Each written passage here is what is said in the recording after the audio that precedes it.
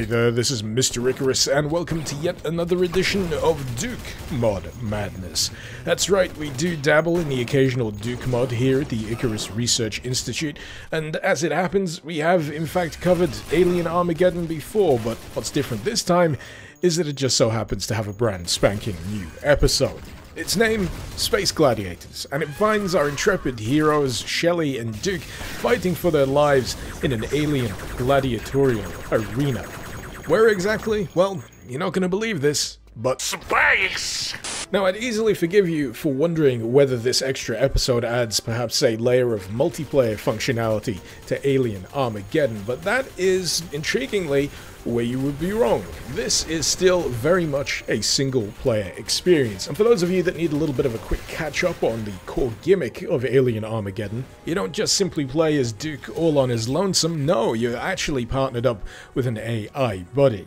In this case, the buddy is personified by Shelly Bombshell Harrison, and she will freely roam and engage enemies under her own initiative, and provided she keeps herself alive, you also have the ability to instantly swap to her character at a moment's notice. The sum effect of all this is allowing you to take advantage of either character's personalized suite of weaponry, grants you an extra bit of firepower in any given firefight, and in some cases, such as the no respawn levels of Space Gladiators, they can help revive you from a down state. So, with that out of the way, what the ever-loving heck is actually going on here? Well, you're still progressing on a successive level-by-level basis, it's just that these levels now take the form of faux multiplayer style encounters. You've got Domination, you've got Capture the Flag, you've got Straight Deathmatch, you've got a smattering of other types, but crucially, you don't get to choose any of this. You don't get to pick the level, you don't get to pick the game type, it's still part of a linear campaign.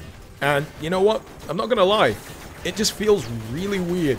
Between each bout, however, you'll have the opportunity to explore the Gladiator compound. This is essentially a communal space where all of the participants live and somehow don't decide to rend each other limb from limb outside of active combat, but it's chiefly here where you'll be able to purchase additional weapons as well as upgrades for said weapons.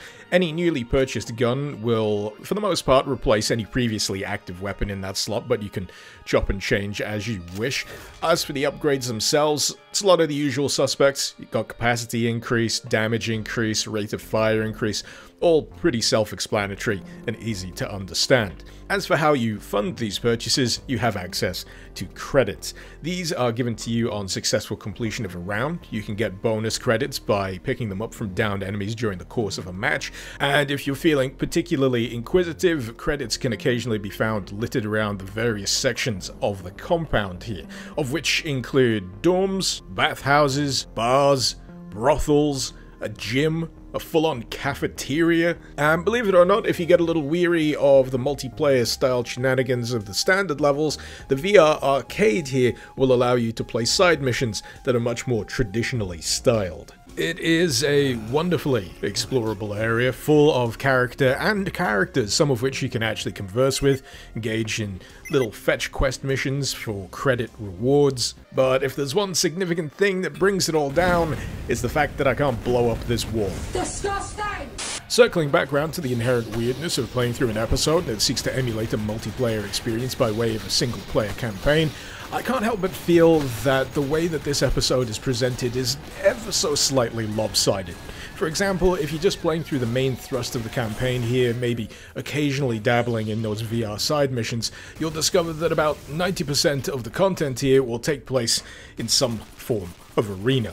Granted, the game types will rotate, there will always be a new type of level to experience, and the challenge does indeed escalate as you progress deeper into these matches. Some of them even seeing the Emperor himself intervene if he feels you've developed too much of a lead. But speaking personally, it starts to get really repetitive by about the halfway mark. It's the kind of thing where I was hoping it would break itself up with a few more traditional styled levels as part of the main thrust of this episode's story. I mean, don't Don't get me wrong, it does at points see fit to interject with narrative elements that push the story forward, but I feel like they're introduced a little too late into the episode, and it doesn't have as much meat on the bones as I would have preferred. So for example, at some point during the episode, you'll be contacted by a royal princess that has a bone to pick against the emperor, and decides to assist you. She starts turning up as an ally during the course of matches. Eventually, in the Gladiator compound, she'll let you know about a secret monitoring station that you can access, and this in turn leads you to a secret library. From here you can access a simulation of an ancient ritual that will allow you to defeat a boss and gain power. This all sounds more complicated than it actually turns out to be. In reality, it is a case of point A to point B followed by a boss fight at point C. Now on the first go around I wasn't actually too bothered by that. It was something different, it broke up the flow, and I thought it was a reasonably neat setup, but what started to grate on me was that not all that much actually changes when it comes time to revisit this on the second and third go around. All in all, I couldn't help but view this section as feeling like it was a bit of a missed opportunity. I mean, by all means, keep the boss fight, that's a-okay, but feel free to embellish this wonderfully designed environment we got going here. Maybe a section of tomb off to the side that requires me to unlock some stuff, to explore some places, to do some good old-fashioned Duke 3D level stuff before finally getting to the boss. It's like being presented with a cherry and someone else has already eaten the cake. While I'm at it, I might as well ask, are the bosses supposed to be able to just telefrag you to death? Seems kind of mean. But Icarus, I hear you cry. What about those side missions that you mentioned earlier? Don't they fulfill that burning need for the classic Duke level experience that you so desperately crave? Well, yes they do. In fact, at any time during the course of Alien Armageddon, Gladiators in Space, I could freely choose to visit the VR arcade and play through any of these, out of order, at my own leisure. And therein lies the dilemma. These are very much disconnected slices of gameplay, distractions from the main heft of this episode, and as a result, I don't actually feel a great deal of investment in playing through them. I mean, sure, there's an incentive to do it. You get a perk on successful completion of one of these levels, such as speedier slide boosting, improved companion charge time, the kind of stuff where, if you never knew it was a thing, you probably still wouldn't miss it all that much. The main mission's still eminently doable without them. That said, don't take this to mean that I regard these missions as a complete, utter waste of time. Quite the contrary. They're well worth playing, they're interestingly constructed, they in some cases feature a serious degree of challenge, and ultimately I'm of the mind that I feel the main campaign would have felt much better paced if stuff like this was more effectively integrated into the main campaign. Break up that flow of arena match after arena match after arena match, and crucially still maintain that sense that you're working towards an aim, that it's contributing to the overall arc of the episode. In the meantime though, I think I'm willing to concede that I'd rather have these as an option rather than not have any option at all. All gripes about pacing aside, what's here is still enjoyable in its own particular way. It's just, I'm not sure it's my particular cup of tea. It's certainly undeniable that what's been done here is very technically impressive. For one, in the hub level at the compound, you've got oodles of NPC characters just pathing their way around the environment. In the matches themselves, you've got enemy teams and friendly allies that will actively play the objective. It's seriously impressive stuff because, if you don't know, the original form of these bots aren't very smart. They pretty much had to be taught how to play properly, and the idea of even where you'd start implementing that just, quite frankly, gives me a nosebleed.